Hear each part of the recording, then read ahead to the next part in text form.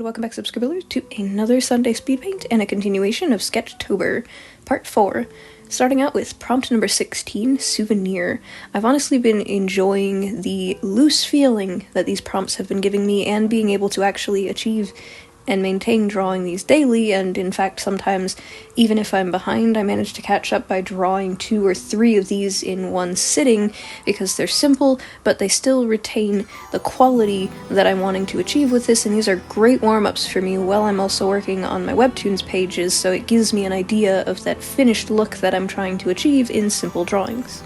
Another thing is, no limitations that I've set for myself means that I can draw my characters and fan art and whatever I want, so I have another one of my dragons. If you haven't seen it already, in one of my previous prompts, I made my dragon character Wiz for the prompt Fly, and now for prompt 17's dragon, I'm drawing Heath. I actually have 3 of these characters, and Umber is another one of my dragons.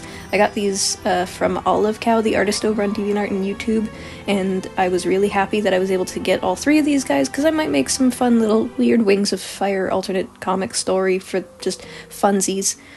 The next prompt that I did was Lantern, and I love the floaty looseness of this, where you can imagine this lantern being placed anywhere really, but I specifically imagined it being in a fantasy cottage, or perhaps in a tavern, just anywhere where you would want like a fancy little lantern, and and instead of it being run by oil and fire or anything like that, I thought, why not just have like a little fairy dragon, because that could be something that these creatures are kind of captured for, is for their luminous, and it probably goes both ways. They probably eat bugs, so that's kind of like the little payment in exchange, and they're not in these lamps all the time.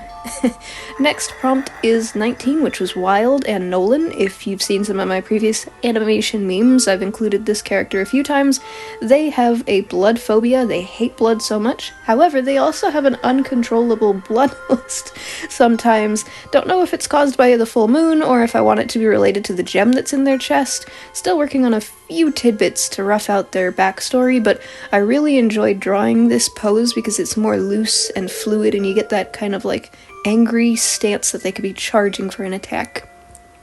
Prompt 20 was Ritual, and yes, I had to do this because A, it's Halloween soon, and B, spoopiness from this game called To the Lamb, and cuteness. I wanted to throw in a little bit of cuteness because it's like one of the few things in this game that I enjoy is that you can marry any of your followers, and I've just been enjoying the playthrough, and I just like to imagine that the little evil kind of like hat that's on your head every time you do a marriage ritual is just fed up with it. It's just like, you should be collecting bones and souls instead of this, and I just think it's so cute.